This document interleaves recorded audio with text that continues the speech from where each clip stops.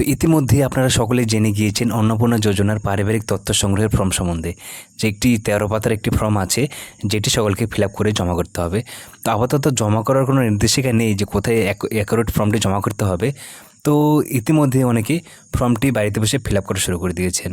তো দেখুন, এই ফর্ম ফিল আপ করার আগে ছোট্ট একটি ইন্ট্রাকশান আমি আপনাদেরকে দিতে চাই। আশা করি এই ইন্ট্রাকশানটি আপনার কাজে আসবে। তো একবার দেখে নিন। এই ফর্মের মধ্যে দেখুন অনেক ডিটেলস চাওয়া হচ্ছে, তার মধ্যে একটি অপশন হচ্ছে সদস্য নং। এখানে দেখুন সদস্য নং কতজন আছে, 1 2 3 4 5, 5 জন সদস্য করে একটি ফর্মে আপনারা ফিল আপ করতে পারবেন, এবং একজন হচ্ছে হেড অফ দ্য ফ্যামিলি। তো টোটাল হয়ে যাচ্ছে 6 জন।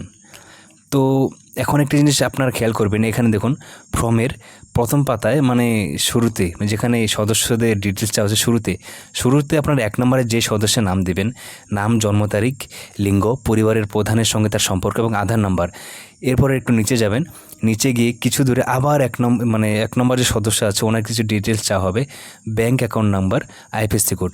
তো 1 নম্বর সিরিয়ালটা আপনারা মেনটেন করবেন।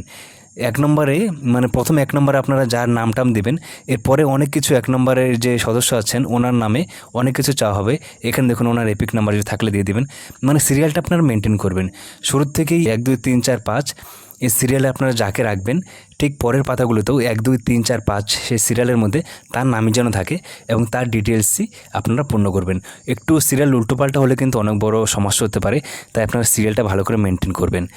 এবং এই ভিডিওতে যদি আপনারা বুঝতে না পারেন, আপনারা কমেন্টে জানাবেন, আমি কমেন্টে আপনাদেরকে বোঝানোর চেষ্টা করব।